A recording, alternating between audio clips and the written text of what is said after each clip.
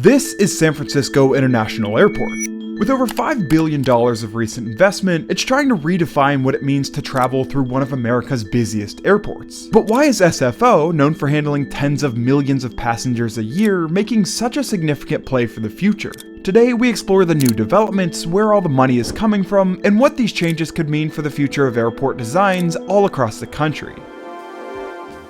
San Francisco, with its mix of iconic architecture and breathtaking natural landscapes, is undeniably one of the most captivating cities in the world. Despite making headlines for its numerous and infamous recent challenges, the Bay Area remains a hub for global tech giants and boasts one of the top 10 tourism industries in the US. To support the flow of visitors and business, the San Francisco International Airport, or SFO, must efficiently handle over 50 million passengers a year. And it does that so well, in fact, that the Wall Street Journal named it the top major US airport in 2022. But how did it get to this point?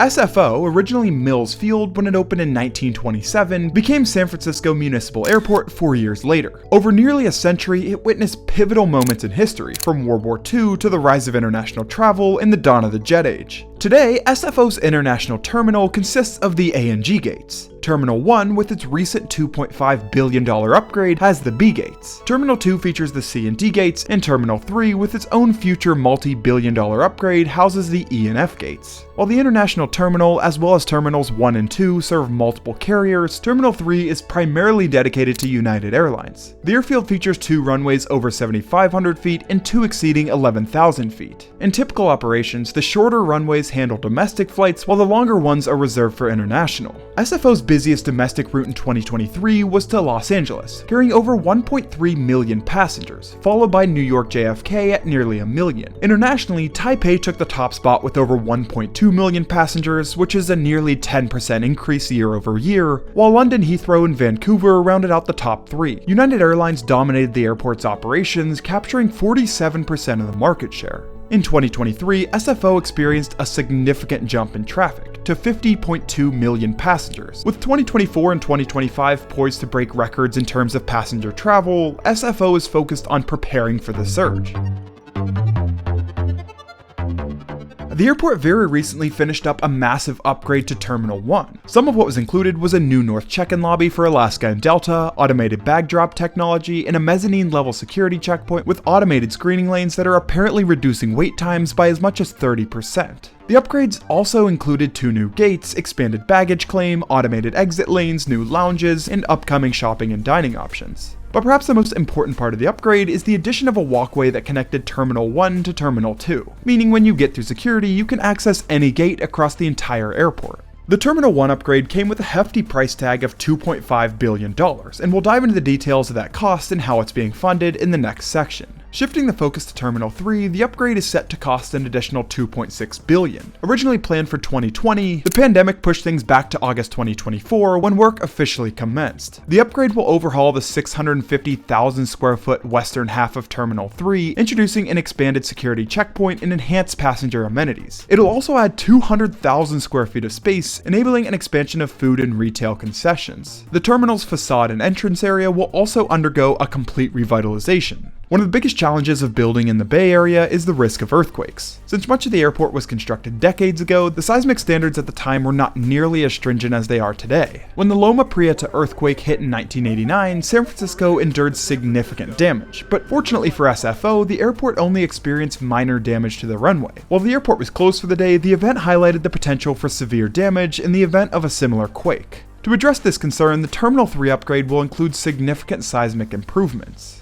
Additionally, a separate sub-project will involve the construction of a new 6-story building to accommodate airline lounges and operational office space. The building, known as the Courtyard 4 Connector, will create a much larger passageway between the international terminal and Terminal 3. The renovated and expanded western half of Terminal 3 is set to open in the fall of 2027, with the Courtyard 4 Connector building following in early 2028. But none of what I talked about yet are the airport's best feature, or even why SFO is consistently rated as one of the best airports in the country.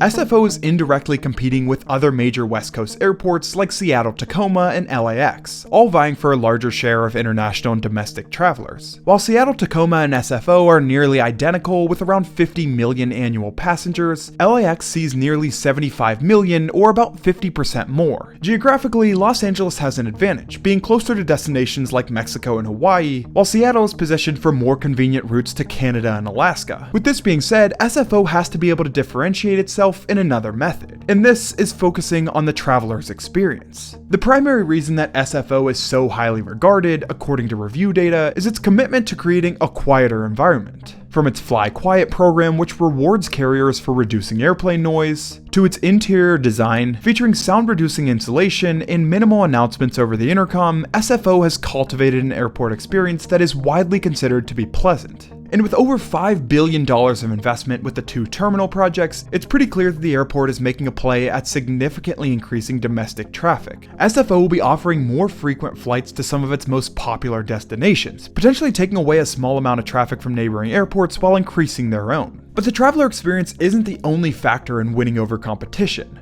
Perhaps more important is pricing. There are two aspects here to pay attention to: increased charges and additional gates. These two terminal upgrades are adding more gates, which will boost the number of flights. Naturally, as the supply of flights increases, the average price of flights to and from the airport is expected to decrease. But there's another side to the coin. Because the airport spends so much money on these upgrades, they need to recoup their money, which leads us to the question, where is all this money coming from? If your guess was from federal and state grants, then you're mostly incorrect. In reality, only 31 million, or about 1.2% of the $2.5 billion Terminal 1 upgrade came from federal funding, specifically from a grant provided by the Bipartisan Infrastructure Act. The largest portion of funding comes from the airport's own revenue, whether it's through direct earnings to cover costs or by issuing revenue bonds. These bonds are typically purchased by investment funds, insurance companies, or pension funds and are paid back over time with revenue. While SFO, like many airports, operates on a revenue-generating basis, it's not a for-profit entity. These fee increases are designed to ensure the airport generates sufficient revenue, which can indirectly affect ticket prices. And sometimes large infrastructure projects like these terminal upgrades can affect these fees. For example, between 2023 and 2024, both landing and terminal fees at SFO rose by around 8%. Although SFO aims to remain competitive and keep ticket prices low, if these fee increases consistently outpace inflation, it could lead to higher overall costs for travelers, which is an obvious deterrent. After all, SFO is a crucial hub in the West, not just for air travel, but for transporting the workers and business people who have grown Northern California into a global center for tech and business. In fact, for the last 30 plus years, the richest of these Americans have been building massive generational wealth, and funneling a portion of it into a growing asset class: fine art. According to a Deloitte estimate from last year, the overall art and collectibles wealth held by ultra-high net worth individuals across the globe could hit nearly $2.9 trillion by 2026. And now you can be a part of it. Using the QR code on screen, you can unlock the high-powered world of art investing thanks to our new sponsors at Masterworks. Their art investing platform has distributed back a total of more than $60 million in investor proceeds, including principal, across their 23 exits. In the last few days, the art market has made headlines again, with blockbuster sales of everything from Magritte paintings to multi-million-dollar bananas. And with Masterworks, you can easily get in on the excitement without needing millions of dollars or art expertise. Masterworks deals in paintings typically ranging from $500,000 to $20 million,